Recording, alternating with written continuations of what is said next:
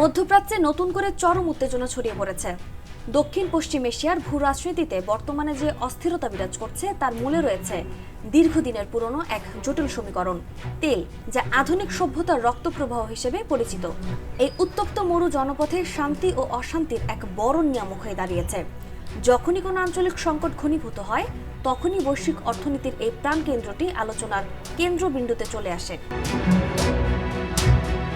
মার্কিন যুক্তরাষ্ট্র ও ইসরায়েলের যৌথ সামরিক অভিযানের প্রেক্ষিতে তেহরানের চিরপ্রতিদ্বন্দ্বী উপসাগরীয় প্রতিবেশী দেশগুলো যদি ইরানের হামলার জন্য নিজেদের ভূখণ্ড ব্যবহার করতে দেয়, তাহলে জ্বালানি, অবকাঠামো এবং তেল উৎপাদনকে ধ্বংসের হুমকি দিয়েছে।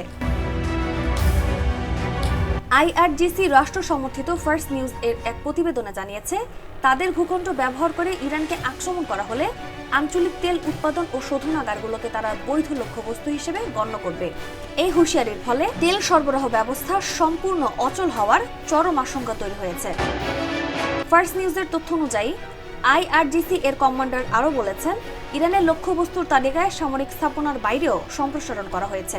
ফলে এখন মধ্যপ্রাচ্য জুড়ে প্রধান তেলক্ষেত্র ও শোধনাগারগুলো অন্তর্ভুক্ত রয়েছে। তার বক্তব্যে সংযুক্ত আরব আমিরাত, সৌদি আরব, কুয়েত, কাতার ও বাহরাইনের সুনির্দিষ্ট কিছু স্থানের কথা উঠে এসেছে।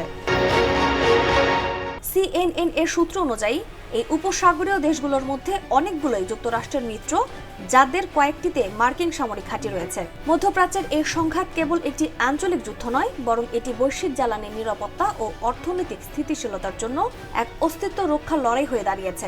নাজমুন নাহার রুশবা, নিরপেক্ষ। নিরপেক্ষ, সত্য প্রকাশে আপোষহীন।